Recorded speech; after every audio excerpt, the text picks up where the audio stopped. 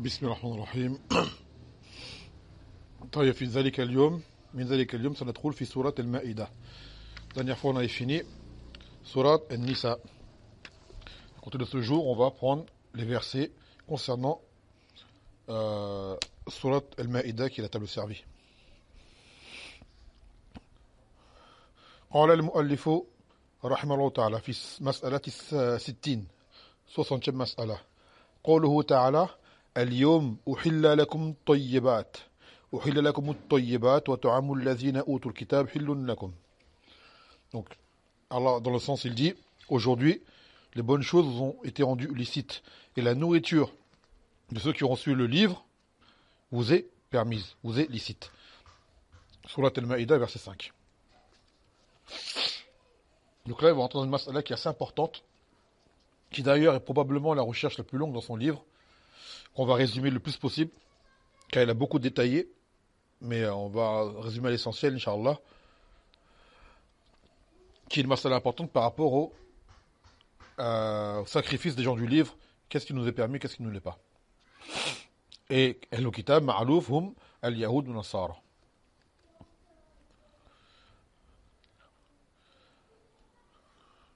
قال هذه الآية الكريمة تدل بعمومها على إباحة ذبائح الكتاب مطلقا ولو سموا عليها غير الله أو سكتوا ولم يسموا الله ولا غيره لأن الكل داخل في طعامهم.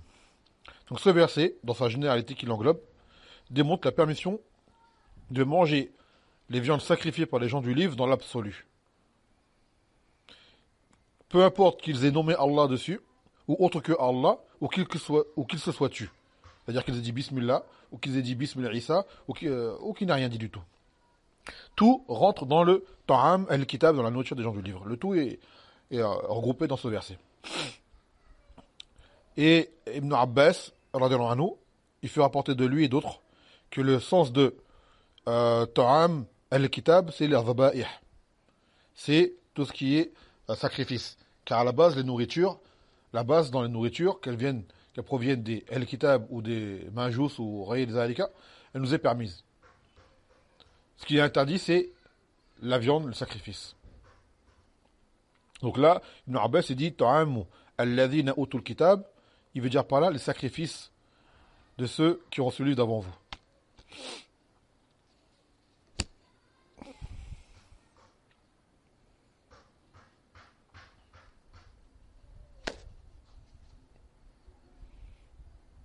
قال مع أنه جاءت آية أخرى تدل على أن ما سمي عليه غير الله لا يجوز أكله وعلى أن ما لم يذكر اسم الله عليه لا يجوز أكله أيضا. Et également du fait, s'opposant, c'est-à-dire ce qu'on vient de prendre là, que d'autres versets sont venus démontrer que ce dont le nom d'Allah n'a pas été nommé dessus nous est interdit, ou ce qui a été nommé pour autre que Allah. C'est-à-dire ce qui a été nommé, mais ce n'est pas au nom d'Allah Azza wa Jal. Tout cela nous est interdit. قال أما التي دلت على من أكل ما ذكر عليه اسم غير الله فكقوله تعالى وما أهل به لغير الله وقوله وما أهل لغير الله به وقوله أو فسقا أهل لغير الله به. Donc parmi les versets qui démontrent qu'il est interdit de manger ce sur quoi le autre que le nom d'Allah a été nommé, et les versets qui vont dans le même sens, Surat Al-Baqarah, verset 173, et Surat Al-Ma'idah, كذلك, ou Surat Al-Nahl, Zabay, verset 115, ou Al-An'am, verset 145, où il dit, après avoir cité ce qui nous était interdit, le sang, ainsi de suite, la chair morte, et il dit, et ce qui a été égorgé ou sacrifié pour autre que Allah. Tous ces versets-là sont en même traduction de sens. قال والمراد بالإهلال رفع الصوت باسم غير الله عند الذبح. Et le sens voulu par al-ihlal, lorsqu'il dit ma uhilla li ghayrillah, c'est le fait de lever la voix en prononçant autre que le nom d'Allah dessus. Et ça va avoir d'autres sens plus généraux également. وأما التي دلت على من أكل ما لم يذكر اسم الله عليه كقوله تعالى ولا تأكلوا مما لم يذكر اسم الله عليه. Et maintenant les versets qui interdisent de manger ce dont le nom d'Allah n'a pas été nommé dessus. Par exemple, il y a surat 121 dans le An'am, Allah a dans le sens où il dit et ne mangez pas de ce dont le nom d'Allah n'a pas été nommé dessus. وكذلك فكلوا مما ذكر اسم الله عليه إن كنتم بآياته مؤمنين وما لكم لا تأكلوا مما ذكر اسم الله عليه. Donc il dit mangez de ce dont le nom d'Allah a été nommé dessus si jamais vous croyez en ces versets. Et qu'avez-vous à ne pas manger ce sur quoi a été nommé le nom d'Allah Azza wa Jal. Surat Al-An'am, versets 118 et 119. Donc cela, et comme il dit l'auteur, فَإِنَّهُ يُفْحَمُ مِنْهُ عَدَمَ الْأَكْلِ بِمَا لَمْ يُذْكَرِ اسْمُ اللَّهِ عَلَيْهِ, qui nous fait comprendre qu'il n'est pas permis de manger ce dont le nom d'Allah n'a pas été nommé dessus. Donc, il dit que ce fasl qu'on va lire là se divise en deux parties, deux recherches. Ce qui nous contraindra à faire en deux audios. Cela amène à deux mas'ala. Al-mabhath al-awwalu في وجه الجمع بين عموم آيات والطعام الذين أوتوا الكتاب مع عموم الآيات المحرمة لما أهل لغير الله فيما إذا سمى الكتابي على ذبيحة غير الله بأن أهل بها للصليب أو عيسى أو نحو ذلك. Donc la première recherche qu'on va citer là aujourd'hui, c'est le fait de lier entre les deux généralités des deux versets qui s'opposent. C'est-à-dire que la nourriture des gens du livre nous est permise. Donc ça, c'est un verset général. Et également, la généralité englobée dans l'interdiction de manger ce qui est égorgé pour autre que Allah. Comme par exemple ce que le Kitabi aurait égorgé en nommant autre que Allah, comme le fait de nommer Mesalen Isa ou autre. Comment joindre entre ces deux généralités? Et la deuxième question, le deuxième mas'ala qui sont dans l'autre audio, Inch'Allah, المبحث الثاني في وجه الجمع بين آياتي وطعام الذين أوتوا الكتاب أيضا مع قوله ولا تأكلوا مما لم يذكر اسم الله عليه فيما إذا لم يسمي الكتابي الله ولا غيره ولا ذبيحته.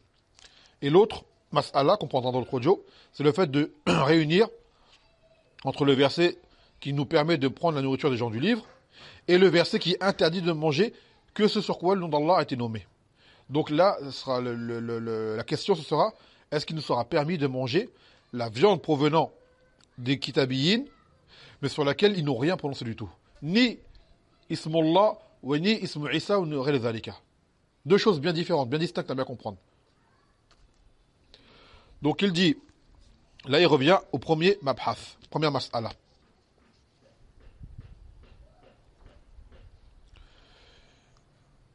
Entre les versets, il y a des umum et des khusus.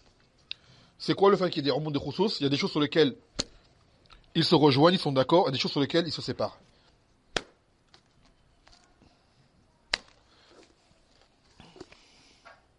Donc là, le umum,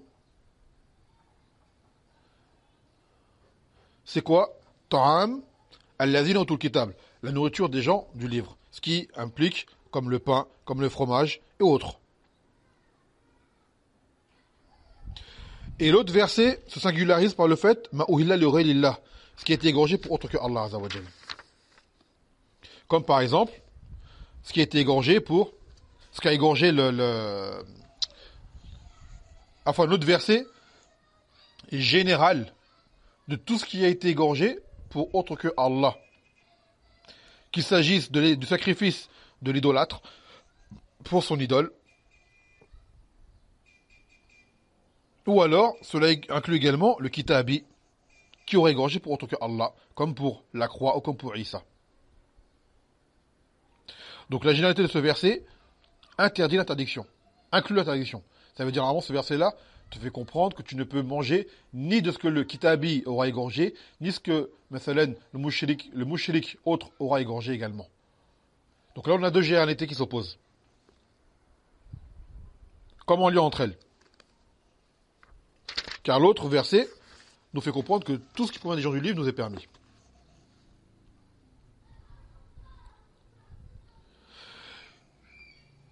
Il dit, je traduis directement pour écourter, que le jumhur des ulama, la plupart des ulama, ils voient que le fait d'interdire prédomine sur le fait d'autoriser. C'est-à-dire, le fait d'interdire ce que le kitabi aura égorgé pour autre que Allah Azza wa Jal. Il aura égorgé مثلا pour Isa, pour Jibril, pour le salib, pour la croix ou autre. Ça c'est le mazhab de Shafi'i et autres.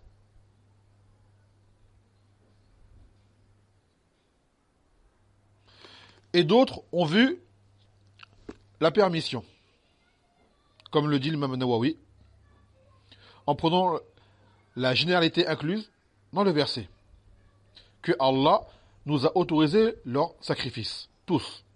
C'est-à-dire sacrifice qui soit pour Allah, pour que Allah Azza wa Jal. Donc là, maintenant, il va faire, lui, il va trancher entre les deux qawls, l'avis que lui il voit. Il dit, الذي يظهر والله تعالى أعلم أن عموم آية المنع أرجح وأحق باعتبار من طرق متعددة. Il voit que le fait que cela soit interdit, cela est plus fort. Que c'est-à-dire si un kitabi viendrait à égorger pour autre que Allah, on ne mange pas. Et cela pour différents autres adillah extérieurs, mais qui viennent rejoindre là ici, qui sont des adillah de base essentiels dans les fondements, qui aident à comprendre des choses. Et ces adillah, vous allez voir, qui sont présents quoi dans Arba'in Nawawiyya. C'est-à-dire que ce sont vraiment des fondements sur lesquels on se base dans plein de masail, sur lesquels on revient. Parmi les choses qui amènent à voir que l'interdiction est plus forte, قول النبي صلى الله عليه وسلم دع ما يريبك إلى ما لا يريبك. Délaisse ce qui te fait douter pour ce dont tu es sûr. Le hadith ma'alouf. Également, والإثم ما حاك في نفسك. Toujours dans Arba'in Nawawi, ce hadith on le trouve également, que le péché, lorsqu'il fut interrogé à propos du péché de Nabi sallallahu alayhi wa sallam, il a dit, le péché, ce qui est en toi, ce qui te dérange en toi. C'est-à-dire, quand tu réfléchis à une chose, tu sens que ton nefs, la yaghbaluhu, dit, donc ça, c'est un péché. C'est pas dans l'absolu, mais c'est souvent ce qui arrive. Tu sens en toi que la chose que tu fais, elle est pas bien. وكذلك قول النبي صلى الله عليه وسلم فمن اتقى الشبهات فقد استبرأ لدينه وعرضه. Que celui qui évite les choses ambiguës, à équivoque, c'est certes innocenté et à préserver sa religion, son honneur. Donc ces versets, ces hadiths sont généraux, mais ça s'appliquent dans ce genre de situation. Car là, tu es dans le doute. Est-ce que je pense que les kitabiyin ont égorgé pour Allah, parce que le verset il dit Ta'amul ladhina utul kitab min qablikum. Et en même temps, tu as d'autres versets qui disent non, tu ne le fais pas. Également la règle anna dar al-mafasid muqaddam ala jalb al-masalih. Que le fait de repousser un mal est meilleur qu'apporter un bien. Puis une autre règle présente dans le usul al-fiqh qui dit que lorsqu'on en a, le shir cite tout cela en tafsil, là je l'écourte, je le résume. Que lorsqu'on a des adillahs qui s'opposent, des adillahs de généralité qui s'opposent entre un qui interdit, un qui ordonne et un qui permet, l'ordre à suivre, c'est que l'interdiction est la plus forte. Ce dalil, il sera plus fort que les autres. Ensuite, en deuxième position, le dalil de l'ordre vient en deuxième. Et en troisième, l'ibahas. C'est-à-dire, si demain tu as un ordre et une interdiction, tu vas qaddam le dalil de l'interdiction. Si jamais demain tu as un dalil entre l'interdiction et la permission, tu vas faire prédominer l'interdiction.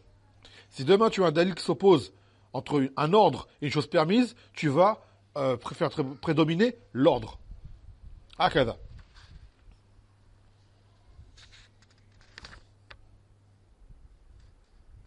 Donc là, en disant cela, l'auteur a bien fait comprendre que ce qui a été égorgé par le kitabi nous est permis à condition qu'il ait nommé le nom d'Allah Azza wa Jal dessus. S'il a nommé autre que Allah, cela n'est pas permis, selon l'avis le plus fort.